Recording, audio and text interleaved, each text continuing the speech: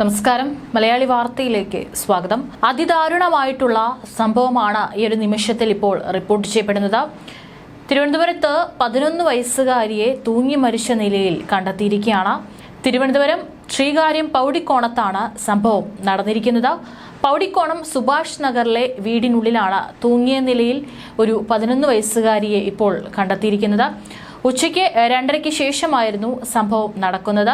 വീട്ടിലെ ജനലിൽ റിബൺ കെട്ടി അത് കഴുത്തിൽ കുരുക്കിട്ട നിലയിലായിരുന്നു മൃതദേഹം കണ്ടെത്തുന്നത്. ഈ ഒരു സംഭവം നടക്കുന്ന സമയത്ത് കുട്ടിയുടെ മാതാപിതാക്കളോ മറ്റാരും തന്നെ വീട്ടിലുണ്ടായിരുന്നില്ല. ഇളയ സഹോദരി വീട്ടിലുണ്ടായിരുന്നു. ഇവർ രണ്ടുപേരും മാത്രമായിരുന്നു വീട്ടിലുണ്ടായിരുന്നത്. ഇളയ സഹോദരി കാഴ്ച കണ്ട് പേടിച്ച് അപ്പുറത്തുള്ള അയൽക്കാരെ അറിയിച്ചതിനെ തുടർന്ന് അയൽക്കാർ ഓടിയെത്തുകയായിരുന്നു.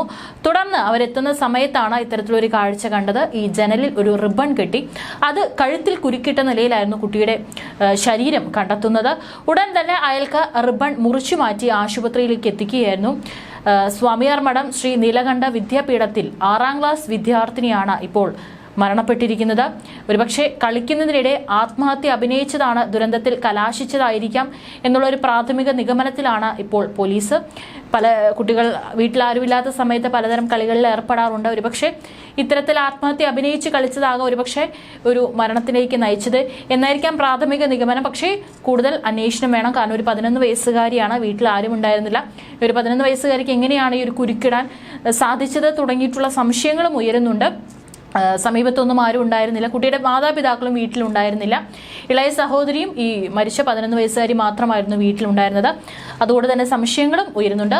ഉടൻ തന്നെ കുട്ടിയെ തിരുവനന്തപുരം SIT ആശുപത്രിയിലാണ് എത്തിച്ചത്. എത്തിക്കുന്ന സമയത്തും ഗുരുതരാവസ്ഥയിലായിരുന്നു. പിന്നീട് അല്പം സമയം കഴിഞ്ഞപ്പോൾ മരണം സംഭവിക്കുകയായിരുന്നു. കുട്ടിയുടെ അച്ഛൻ ഓട്ടോ ഡ്രൈവറാണ്. സ്വകാര്യ ആശുപത്രിയിലെ ജീവനക്കാരിയാണ് അമ്മ. കുട്ടികൾ തമ്മിൽ കളിക്കുന്നതിനിടെ അപകടം സംഭവിച്ചതെന്നാണ് ഇപ്പോഴത്തെ പുറത്തുവരുന്ന പ്രാഥമിക നിഗമനം. പക്ഷേ സംഭവത്തിൽ ശ്രീകാര്യം പോലീസ് കേസെടുത്തിട്ടുണ്ട്. കാരണം 11 വയസ്സ് മാത്രമുള്ള ഒരു കുട്ടിയാണ്. അതുകൊണ്ട് തന്നെയാണ് സംശയങ്ങൾ ഒരുപാടുണ്ട്.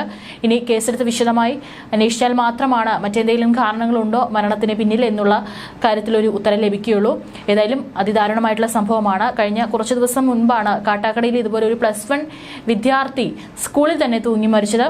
സ്കൂളിലൊരു ക്ലർക്ക് പ്രൊജക്റ്റ് വെക്കുന്നതുമായി ബന്ധപ്പെട്ട് അതിൽ സീല് വേണമെന്ന് ആവശ്യപ്പെട്ട് കുട്ടി ചെന്നപ്പോൾ കുട്ടിയോട് സ്റ്റാഫ് റൂമിൽ വെച്ച് മോശമായ രീതിയിൽ സംസാരിക്കുകയും അതിൻ്റെ മനോവിഷമത്തിലാണ് കുട്ടി വീട്ടിലെത്തിയതിനു ശേഷം പിന്നീട് തിരികെ സ്കൂളിൽ പോയി സ്കൂളിൽ തന്നെ ആത്മഹത്യ ചെയ്യുന്നത്. കുരുക്കിട്ട നിലയിൽ ആത്മഹത്യ ചെയ്യുകയായിരുന്നു. കുട്ടിയെ തലേദിവസം രാത്രി തന്നെ കാണാനില്ലെന്ന് പോലീസിൽ അറിയിക്കുകയും പോലീസും നാട്ടുകാരും വീട്ടുകാരെല്ലാം ചേർന്ന് അന്വേഷിക്കുകയും ചെയ്തിരുന്നു. പക്ഷെ കണ്ടെത്താനായില്ല. പിറ്റേന്ന് രാവിലെയാണ് സ്കൂളിൽ അന്വേഷണം നടത്തിയത്. ആ സമയത്താണ് കുട്ടിയെ തൂങ്ങി മരിച്ച നിലയിൽ കണ്ടെത്തുന്നത്. ഈ സംഭവങ്ങളെല്ലാം തന്നെ ഒരു ദിവസങ്ങൾക്ക് ഇടവേളയിലാണ് ഇത്തരത്തിലുള്ള സംഭവങ്ങൾ റിപ്പോർട്ട് ചെയ്യപ്പെടുന്നത്. ഇതെല്ലാം കേൾക്കുമ്പോൾ നമുക്കറിയാം തുടക്കം മുതൽ തന്നെ ഒരുപാട് ഈ വർഷത്തിന്റെ കൊലപാതകങ്ങളും ആത്മഹത്യകളും പീഡന വാർത്തകളുമാണ് നമ്മൾ കണ്ടതും കേട്ടതും. ഒരു ദിവസം കഴിയുന്തോറും അതിദാരുണമായിട്ടുള്ള സംഭവങ്ങളാണ് റിപ്പോർട്ട് ചെയ്യപ്പെടുന്നത്.